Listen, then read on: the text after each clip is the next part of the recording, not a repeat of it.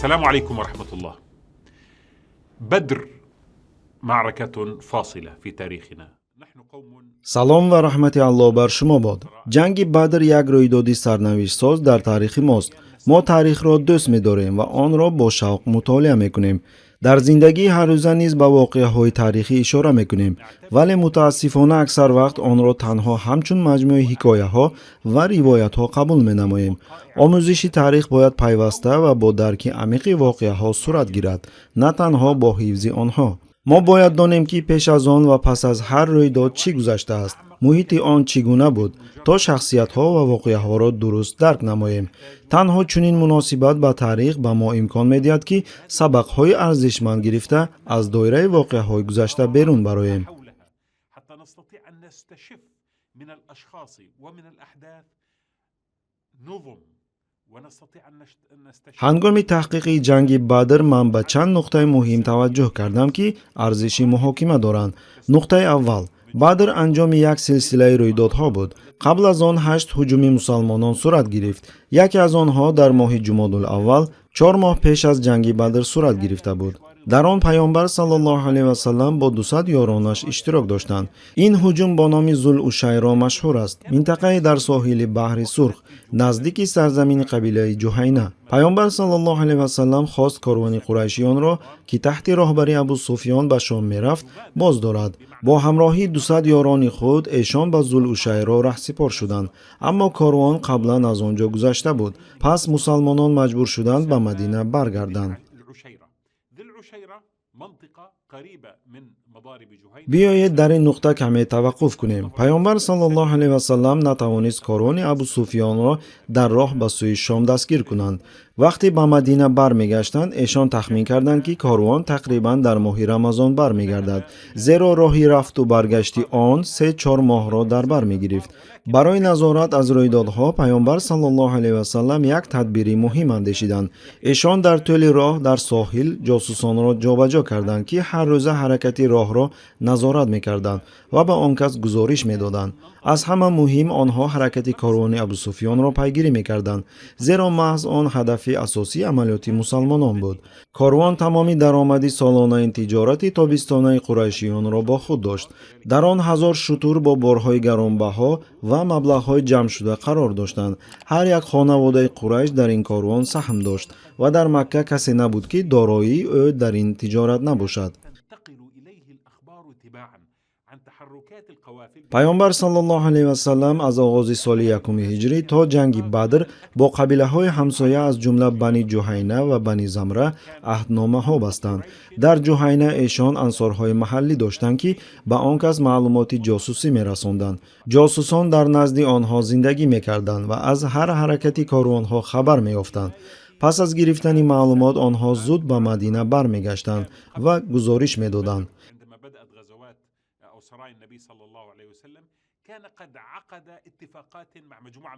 یکی از چنین عملیات ها آن بود که پیامبر صلی الله علیه و سلم 2 یارانش را به نزد کشت جهینه فرستادند. آنها در خانه او اقامت کرده از آنجا به ساحل می رفتند و حرکت کاروان ها را نظارت می کردند.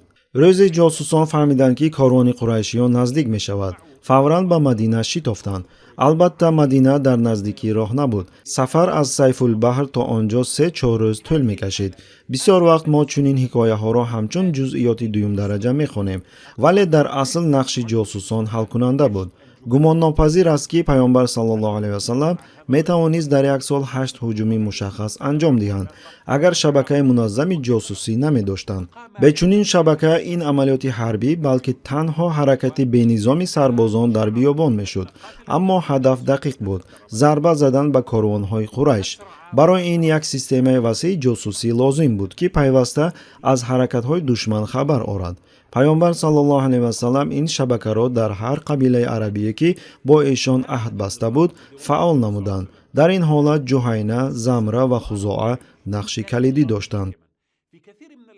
تمر علينا مثل هذه القصص ونعتبر أنها حكايات. шабакаи ҷосусӣ ки пайғамбар саллаллоҳу алайҳи васалам сохта буданд омӯзиши алоҳидаро талаб мекунад. агар мо хоҳем дарк кунем ки чӣ гуна эшон дар муддати кӯтоҳ системаи васеъи ҷосусонро ташкил доданд, ин шабака ба эшон имкон медод ки аз ҳамаи ҳаракатҳои қурайшиён ва корвонҳои онҳо сари вақт огоҳ шаванд. ин иттилоот калиди муваффақияти набудҳои дақиқ бар зидди корвонҳои душман буд. бидуни шабакаи мазкур чунин амалиётҳо ғайриимкон мешуданд.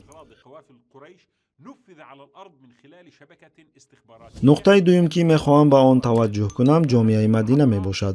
дар ҷанги Бадр на ҳама сокинони Мадина исломро қабул карда буданд. ҷомеа ба се гурӯҳи асосӣ тақсим мешуд. якум муҳоҷирон ва ансорҳо, яъне мусалмонон. дуюм арабҳои ғайримусалмон аз қабилаҳои Авс ва Хазраҷ. ҳарчанд бисёриҳо гумон мекунанд ки ҳамаи онҳо фавран мусалмон шуданд, дар асл аз 4-1 то 3-1 сокинони шаҳр ғайр аз яҳудиён мушрик боқӣ монданд ва танҳо пас аз ҷанги Ҳандақ пурра исломро қабул карданд.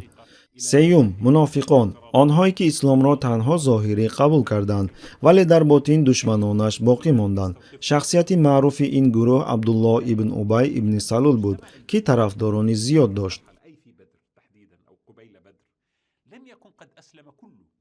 ба ғайр аз ин дар Мадина се қабилаи яҳудӣ зиндагӣ мекарданд, ки ҳам дороӣ ва ҳам қувваи низомӣ доштанд. онҳо ҳатто дар ҷанги Буос, ки қабл аз ҳиҷрати пайғамбар саллаллоҳу алайҳи васалам рӯй дода буд, иштирок карда буданд. ҳар яке аз ин қабилаҳо тақрибан 700 сарбоз дошт, яъне дар маҷмӯъ метавонистанд то 2000 сарбоз ҷамъ оваранд. дар ҷанги Уҳуд мо мушоҳида намудем, ки Ибн Салул сеяки лашкари мусалмононро бо худ бурд, ҳам аз ҳисоби мунофиқон ва ҳам мусалмононе ки муҳимияти ҷангро дарк намекарданд. пас вақте ки мо дар бораи сокинони Мадина сухан мегӯем, бояд фаҳмем ки онҳо як ҷомеаи ягона ва комилан ба пайғамбар саллаллоҳу алайҳи васалам содиқ набуданд. на ҳама мехостанд бо ӯ ҳамроҳ ба ҷанг раванд. аммо пайғамбар саллаллоҳу алайҳи васалам абзоре дар ихтиёр доштанд, ки бо онҳо тавонистанд ихтилофи дохилии Мадинаро пушти сар гузоранд ва ҷомеаро ба сатҳи баланд бардоранд. ин ба эшон имкон дод, ки ҳам набудҳои низомӣ ва ҳам ҷангҳои бузургро мисли Бадр роҳандозӣ кунанд, ки дар он зиёда аз 300 муҷоҳид иштирок доштанд. бо ин чӣ мехоҳам бигӯям? агар пайғамбар саллаллоҳу алайҳи васалам танҳо ба мушкилоти дохилӣ тамаркуз мекарданд, агар ҷосусон фақат Ибн Салул, яҳудиён ва мунофиқонро ҷосусӣ мекарданд, агар ҳар рӯз ба эшон гузориш медоданд дар бораи ҳар сухан, ҳар найранг ва ҳар тавтиаи рақибонаш дар Мадина, пас эшон на қувва ва на нерӯ барои пешбурди сиёсати хориҷӣ медоштанд. аммо эшон чӣ кор карданд? эшон ҳадафи возеҳ, васеъ ва стратегияи дурнамо дар сиёсати хориҷӣ гузоштанд ва тамоми сиёсати дохилиро ба он мутобиқ сохтанд. вақте ки сокинони Мадина ин ҳадафи бузургро дарк карданд, фаҳмиданд, ки ҳамаи умури дохилӣ бояд барои расидан ба мақсади стратегии хориҷӣ кор кунанд, на баръакс. хулоса пайғамбар саллаллоҳу алайҳи васалам диққати худро ба мушкилоти дохилӣ маҳдуд накарданд, балки ба сиёсати хориҷӣ равона сохтанд.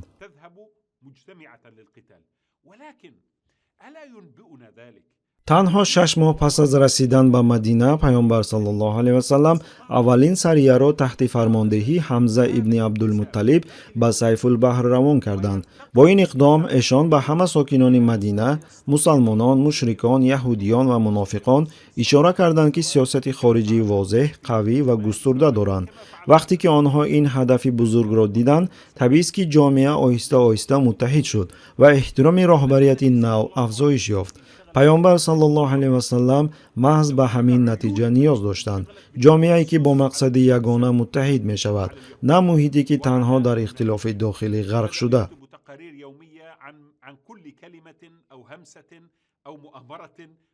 нуқтаи сеюм ки мехоҳам ба он таваҷҷӯҳ намоям, нақши саҳобагон дар ҷанги Бадр мебошад.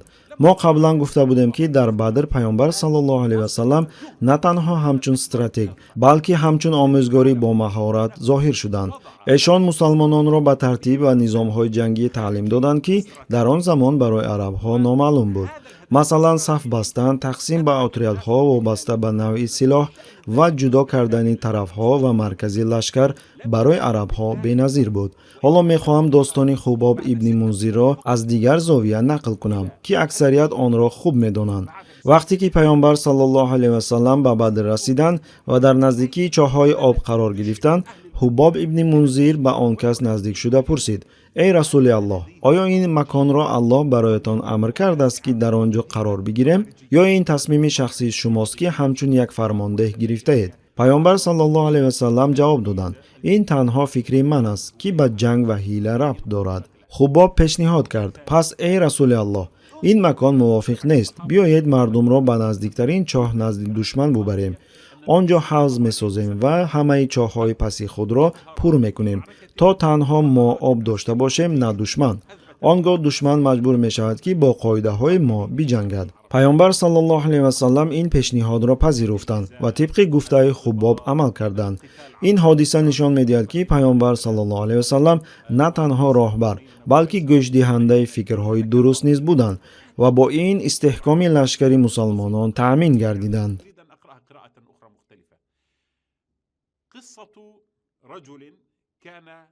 حباب ابن منذر در آن لحظه 33 ساله بود. او از جوانان مدینه بود، ولی مهمترین چیز این است که او خود را آزاد حس می‌کرد تا به واسطه نزد سرفرمانده ارتش رود و با او درباره تاکتیک جنگی مشورت کند. حباب نه عضو شورای نظامی بود، نه فرمانده مهم، بلکه تنها یک جوانی با فهم. اما او همچون مسلمان و شهروند دولت اسلامی وظیفه‌دار بود اگر فکری درست و مفید داشته باشد پیشنهاد نماید. از طرف دیگر سرفرمانده پیامبر صلی الله علیه و سلم او را رد نکردند، بلکه گوش کردند، به سوالهایش پاسخ دادند و با دلیلهایش راضی شدند. از این باید چی عبرت گیریم؟ پیامبر صلی الله علیه و سلم صحابه های خود را آزاد فکر تربیت کردند. ایشان آنها را از عنعنه اطاعت مجبوری به سرور شدید خلاص نمودند که قبلا حتی حرف ضد او گفتن ممکن نبود. حباب نه پیشوای قبیله بود، نه مانند سعد ابن عباده، سعد ابن معاذ یا اسید ابن حضیر، ولی او درک کرد که باید مسئولیت خود را اجرا کند و آن را اجرا نمود.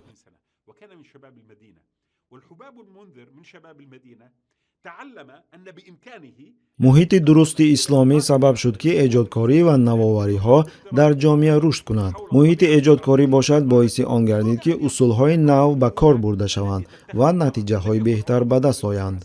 ما چنین حادثه را بار دیگر در جنگ خندق مشاهده میکنیم. شخصی که کافتن خندق را پیشنهاد کرد نه راهبر بود نه عرب. او قبلا غلام بود و برای آزاد کردن او مسلمانان کوشش کرده بودند.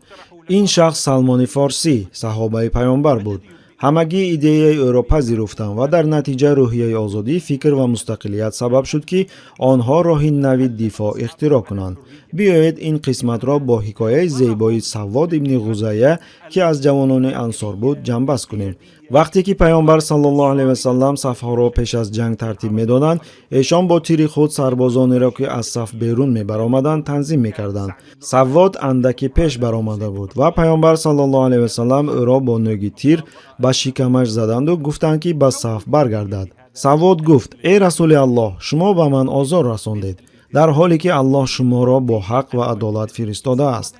پس باید قصاص بگیرم. پیامبر صلی الله علیه و سلم بدون هیچ دودیلگی شکم خود را گشاده گفتند: قصاص خود را بگیر. اما سواد پیش آمد، به شکم پیامبر صلی الله علیه و سلم پیشانیش را گذاشت و آن را بوسید. پیامبر صلی الله علیه و سلم پرسیدند: چرا این کار را کردی ای سواد؟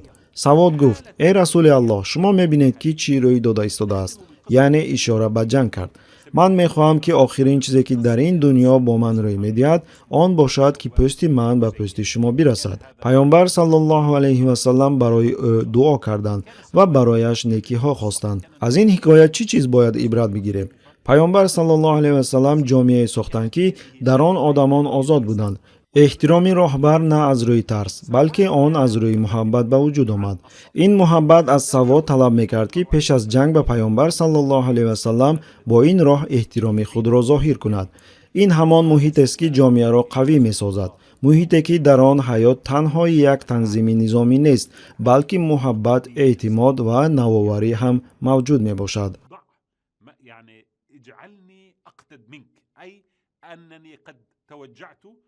من میخواهم در این حکایه کمی توقف کنم پیش از آن که باز به بدر برگردیم. تصور کنید که فرمانده ارتش پیش صفهای جنگی قدم میزند. میبیند که یک سرباز از صف بیرون شده است و او را با نوک تیر به صف برمیگرداند. اما ناگهان سرباز به فرمانده میگوید که او را آزار داد و میخواهد قصاص گیرد. агар чунин чиз имрӯз рӯй медод чӣ мешуд? оё фармондеҳ чунин талабро қабул мекард? оё сарбозон бо ғазаб намегуфтанд ту чӣ кор мекунӣ? ӯ сарфармондеҳи артиш аст. ӯро аз артиш ронда ҳабс мекарданд. аммо паёмбар саллаллоҳу алайҳи вассалам тамоман дигар хел рафтор карданд. эшон ӯро саркӯб накарданд, сарзаниш накарданд, балки оромона шиками худро кушода гуфтанд: қасоси худро бигир. касе аз саҳобагон ба саввод ҳамла накард ки ӯро таҳқир кунад ё аз артиш берун ронад. касе ба ӯ нагуфт ки ҳуқуқи чунин талаб карданро надорад. дар артишҳои муосир сарбозон ҳатто ҳақ надоранд бо фармондеҳон баҳс кунанд. паёмбар саллаллоҳу алайҳи вассалам муҳити адолат ва баробариро барпо намуданд ки дар он ҳатто сарбози оддӣ метавонист бо роҳбари артиш мустақиман суҳбат кунад. ин тафавути бузурги ҷомеаи исломӣ буд. ҳам роҳбарият ва ҳам мардум дар назди адолат баробар буданд. أو يرمى في غياهب السجون لأنه اعترض على شيء في تقتضيه ضرورات المعركة العسكرية حتى بلغة ҷомеае ки паёмбар саллаллоҳу алайҳи вассалам дар Мадина сохтанд, дар ҳақиқат аз дигар ҷомеаҳо фарқ дошт. онҳо арзишҳои адолат, баробарӣ, озодӣ аз истибдод ва зулмро хуб дарк мекарданд. бале, Мадина тақрибан дар 1.5 ё 2 сол пас аз ҳиҷрати паёмбар саллаллоҳу алайҳи вассалам ба як ҷомеаи муназзам табдил ёфт. аммо имон ва роҳбарии хиратмандонаи паёмбар саллаллоҳу алайҳи вассалам ҷомеаи наве ба вуҷуд оварданд ки фарзандони онро комилан аз гузаштагон фарқ мекард.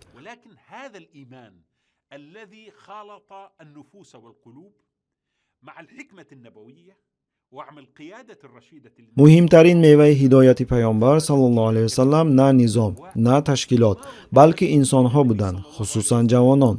барои муқоиса, мусалмонон дар Бадр танҳо 2 асп ва 70 шутур доштанд. қурайшиҳо тақрибан 70 асп ва садҳо шутур доштанд. аспҳо силоҳи ҳамлавии аслии он замон буданд. онҳо метавонистанд бо суръати баланд ба лашкари пиёда ҳамла кунанд ва онҳоро пош диҳанд.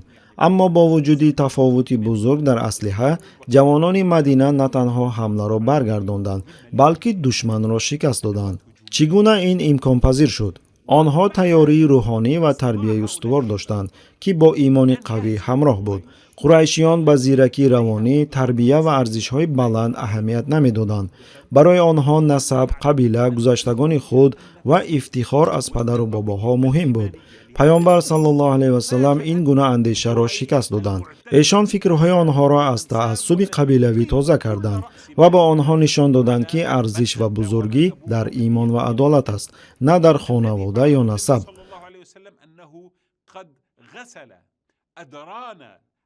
паёмбар саллаллоҳу алайҳи вассалам ба онҳо ҳаёти покро дар итоати Аллоҳ, навоварӣ, адолат ва ҳаёти озод аз таассуби кӯркӯронаро нишон доданд. ин буд сирри ҷомеаи нав. паёмбар саллаллоҳу алайҳи вассалам насли наверо тарбия карданд ки аз падарони худ тамоман фарқ доштанд. онҳо дигар дар бандҳои гузашта намонданд, балки ба ояндаи рушд ва адолат нигаристанд. ولهذا بنى جيلا مختلفا عن ذلك الجيل الذي كان سائدا في يثرب وفي مكة. والسلام عليكم ورحمة الله. тамошобинони гиромӣ, агар хоҳед ки наворҳои мо зуд бароянд, пас зер кардани тугмачаи лайкро фаромӯш накунед. албатта ба шабакаи мо обуна шавед ва наворҳои моро ба дигарон расонед, зеро расонанда мисли амалкунанда соҳиби мукофот мегардад.